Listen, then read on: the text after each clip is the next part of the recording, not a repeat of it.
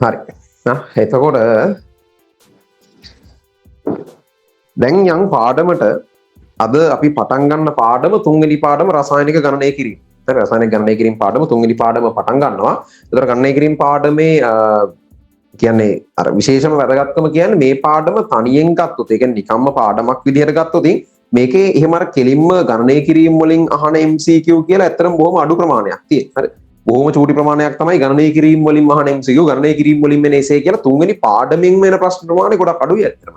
නමුත් මේ තුන්වෙනි පාඩමෙන් කියලා නැති වුණාට ඉස්සරහට යන සියලු ෆිසිකල් පාඩම් වල සමහර ඉනෝගනික් වල ඔක්කොගේ ඉනෝගනික් වලත් ගණන් අහනවා A level paper එකේ. එතනදී ඊට පස්සේ වායනීය පාඩමේදී එන්තැල්පි පාඩමේ ඔය ආදී ඊට පස්සේ එන සමුද්‍ර විද්‍යාවේ චාලක රසායනයේ ඉලෙක්ට්‍රෝ ඔය සියලු තැන් වල ගණන් වලදී හරියට ඒ ගණන් හදන්න නම් දැන් ගණනය කිරීම පුළුවන් වෙනවා. ගොඩාක් ළමයි සමුද්‍ර විද්‍යාවේ එහෙම බෑ කියන්න තියෙන එක ප්‍රධානම හේතුවක් තමයි ඒ යකුන්ට මේ ගණනය කිරීම පිට බෑ. ගණනය කිරීම වල මූලික පදනම හරියට වැටිලා නැහැ. ඉතින් මේ මූලික පදනම වැටෙන්නේ නැති වුණාම ඕගොල්ලන්ට ඒ කැලේ හරියට කරගන්න බැරි වෙනවා.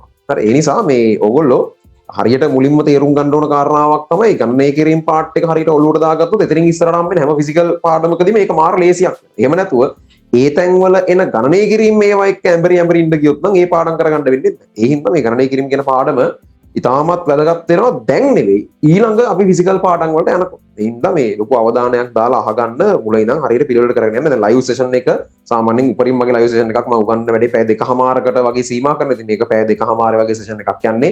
දැන් මේ දවස්වල ඉතින් කරන්ට් එක නැති ප්‍රශ්නත් එක්ක යම් පිරිසක් ඉන්නවා ලයිව් එකට එන්න බැරි. ඒ හින්දා මම ඒගොල්ලන්ට මේ අද පළවෙනි දවස් වුණත් මම මොකක් හරි ඒ කියන්නේ ඒ සෙට් එකට රෙකෝඩින් එක බලන්න හදලා දෙන්නම්. දැන් ඉස්සරහට යනකොට අපි හිතමු කරන්ට් එක යන්නේ නැති තත්ත්වයක් හැමෝටම ලයිව් වෙන්න පුළුවන් තත්ත්වයක් කියලා. ඉතින් ඒ කාලේට සියලු දෙනා ලයිව් පන්ති එන්න බලන්න. මොකද ලයිව් එකේ මේක එකපාර ඉවර කරගන්න එකයි ඔයා රෙකෝඩින් එකක් කරන් බලන එකයි සම්පූර්ණයෙන් දෙකක්. හරි.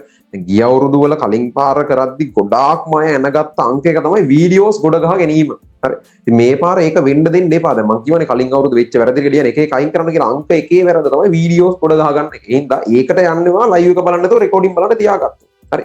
එහෙනම් මොකෙන් හරි ගමන්නේ මොන පදනින් හරි ලයිව් එකේ මුල ඉඳන් අගනකම් ඉන්න. මැදදී කරන් ගිහිල්ලා විනාඩි 10කින් ආය කරන්ට් එක ආවත් කමන්නේ ඉතුරු ටික හරි අහගෙන ඉන්න. ඊට පස්සේ අර බැරි වෙච්ච ටිකට රෙකෝඩින් එක බලන්න පුළුවන්. ලයිව් එකේ හිටපු ළමයට රෙකෝඩින් එක බලන්න මම chance එක හදලා දෙනවා. එතකොට ඕගොල්ලන්ට රෙකෝඩින් එක බලාගෙන මේ අඩුපාඩු වෙච්ච කැලල හදා ගන්න සම්පූර්ණයෙන්ම පුළුවන් හැම තිස්සෙම ලයිව් එකකින්ම වැඩ ඉවර කරගන්න බැරිම කමක් වුණොත් විතර රෙකෝඩින් එක බලන්න. එහෙම වුණත් මෙහෙමයි. ඇත්තම රෙකෝඩින් බැලුවත් ප්‍රශ්නයක් නෑ. ඔයා රෙකෝඩින් එකේ මේ විදිහට බලනවා නම් ලයිව් එකක් වගේ හිතාගෙන මුල සිට අග දක්වා එක දිගට පැය දෙකමාර වීඩියෝ එක බලන්න වාට එහෙම සංයමයක් තියෙනවා නම් ඔයා බලන්නේ ලයිව් ද රෙකෝඩින්ද කියලා ඇත්තටම අදාළත් නෑ. ගොඩක් ළමයිට ඒ සංයමේ නෑ. මේකනේ ප්‍රශ්නේ නැත්තේ. ඒ නිසා මම කියන්නේ ලයිව් එකට එන්න කියලා. එහෙම නැත්නම් ඔයා රෙකෝඩින් එක බලනකොට එක ගැම්මට බලන් යන්න පුළුවන් නම් රෙකෝඩින් එකේම ගන්න කිසි ප්‍රශ්නයක් නෑ. ඒක බැලුවා කියලා ප්‍රශ්න නෑ. ඒකට යන්න එපා. ඒක හොඳම දේ ලයිව් එක. නමුත් බැරි නම් රෙකෝඩින් එක බලන්න. හැබැයි ඒක ලයිව් එකක් කියලා හිතාගෙන එක දිගට බලන්න. එහෙම පුළුවන් නම් ප්‍රශ්නයක් නෑ. හරි. අපි යම් පාඩමකට එතන මේ පාඩමට අදාළව ටියුට් තියෙනවා. මේ පාඩමට දාලා තියරි බුක් එකකුයි වර්ක් බුක් එකකුයි දෙකම තියෙනවා. ෆිසිකල් පන්ති ආපු ළමයිට ඔකේ තියරි බුක් එක හම්බුණා. ඔන්ලයින් අයගේ පන්ති ගාස්තු ගෙවපු ළමයින්ට වෙබ්සයිට් එකේ ටියුට් ටික දාලා තියෙනවා. පන්ති ගාස්තු ගෙවු නැති ළමයින්ට මම PDF එක කොහෙවත් දැම්මේ නැහැ. මොකද අද දවසේ වැඩේට අපිට PDF එක අත්‍යවශ්‍ය වෙන්නේ නැහැ. අපිට කියන්නේ සම්පූර්ණ තියරි ඒකේ තියෙන අපි තියරි නෝට් එකක් ලියීමක් වෙන්නේ නැහැ. අපි මේ තියරි එක තේරුම් අරගෙන ඒක ප්‍රත්‍යක්ෂ වෙනකන් ගණන් හදන එකයි ගණනය කිරීම පාඩමේ අරගෙන යන ක්‍රමවේදය. මේ තියරි එක සම්පූර්ණයෙන්ම ටයිප් කරපු printed note එකක් විදිහට ළමයිට ගෙදරට ලැබෙනවා.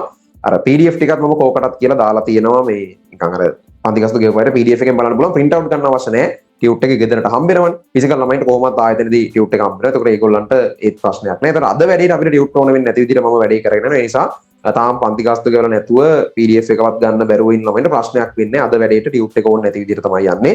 ලබන සතියේ ඉඳන් නම් ටියුට් එක ළඟ තියෙන එක වැඩේ ලේසි කරනවා. හරි. එහෙමනම්